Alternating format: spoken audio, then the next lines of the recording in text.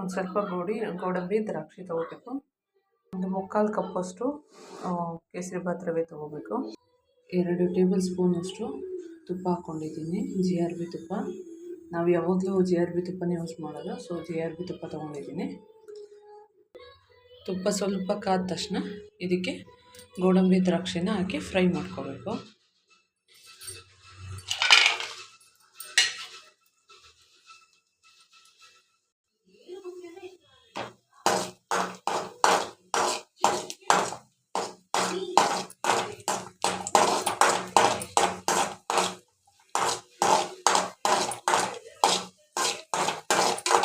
ಸ್ವಲ್ಪ golden colour ಬಂದರೆ ಸಾಕು.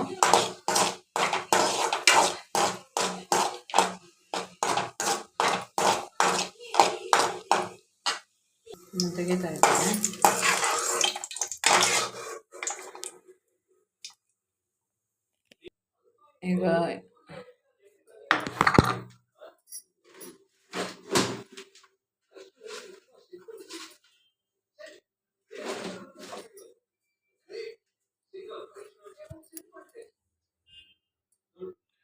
ಈಗ ಸ್ವಲ್ಪ 2 ಲವಂಗ ಹಾಕೊತಾ ಇದ್ದೀನಿ ಫ್ಲೇವರ್ಗೆ ಅಂತ ಅಷ್ಟೇ.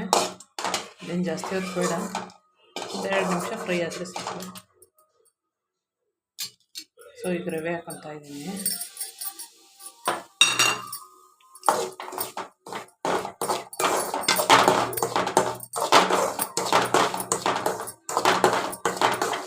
ರವೆನ ಚೆನ್ನಾಗಿ ಮಾಡಿಸ್ಕೋಬೇಕು.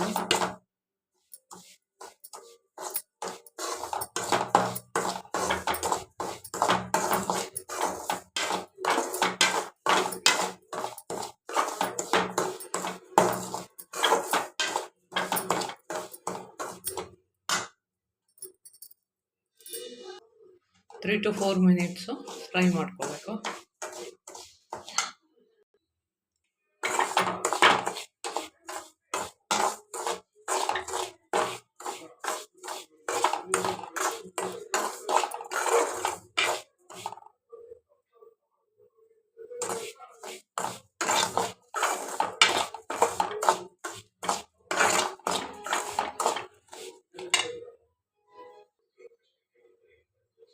ಈಗ ಇದಕ್ಕೆ ಇನ್ನೊಂದು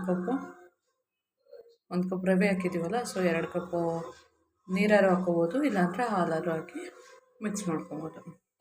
ನಾನು ನೀರೇ ಹಾಕ್ತಾಯಿದ್ದೀನಿ.